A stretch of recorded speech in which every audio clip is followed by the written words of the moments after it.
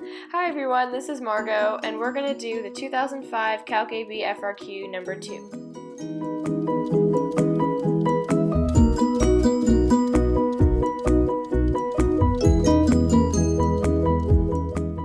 So the problem takes place at Sandy Point Beach, and the tide is removing the sand at a rate modeled by R of t, and a pumping station is adding the sand at a rate modeled by S of t.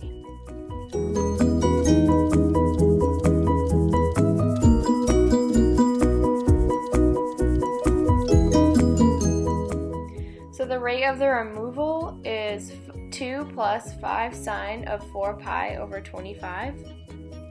And the rate of adding of the sand is 15t over 1 plus 3t.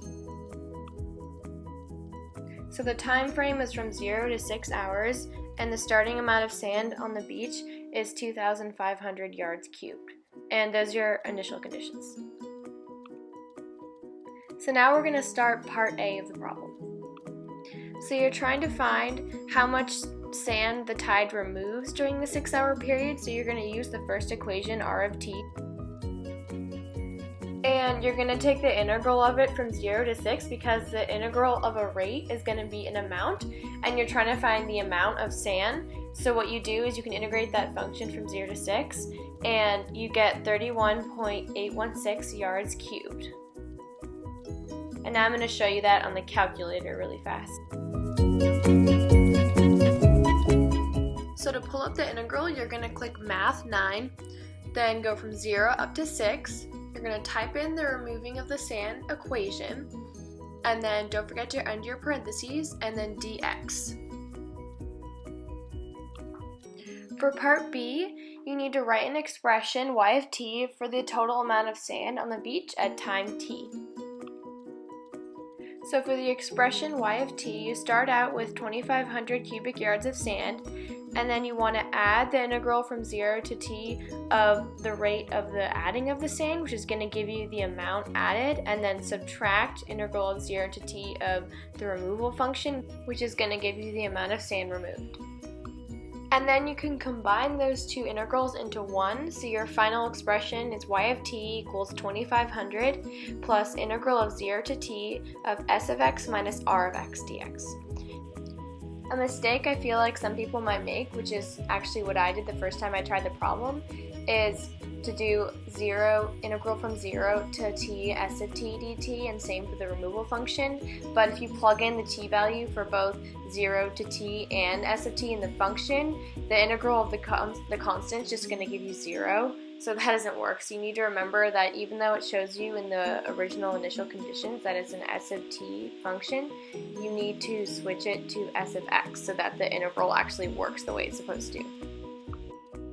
Okay, now for part C, we're going to find the rate of change at which the total amount of sand is changing at t equals 4.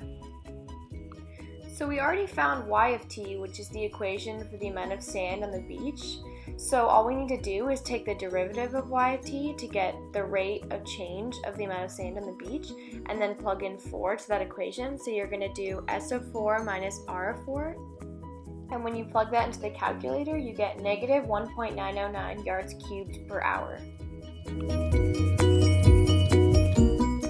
So plug 4 into s of t, and you can make it a little bit easier by putting a fraction bar. So you can type alpha y equals 1, and that's going to pull up a fraction bar, so you can type it in really easily. And then minus, don't forget the parentheses around the r of 4, and then just type the 4 into that equation.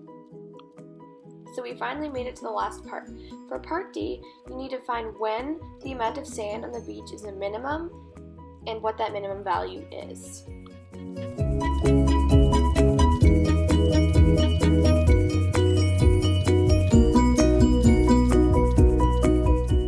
So the first thing you need to consider is where y prime of t equals 0 or does not exist, because in order to find absolute extrema, you have to set the derivative of an equation equal to 0.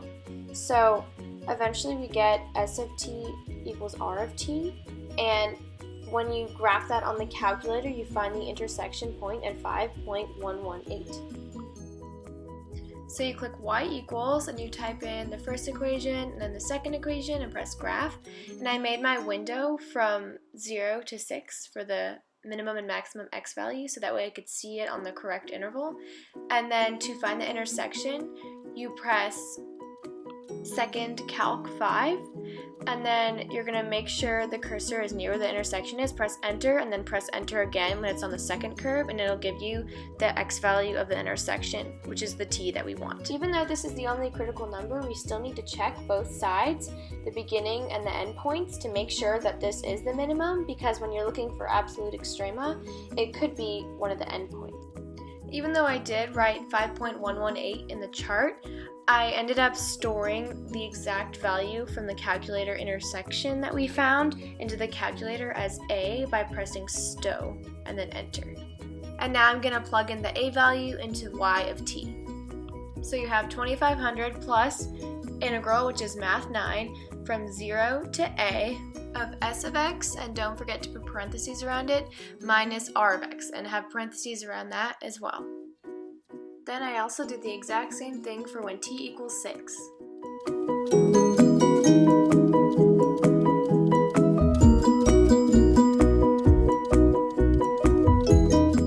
We find out that there is the minimum when t equals 5.118. So our final answer is that there's a minimum of 2,492.369 when t equals 5.118.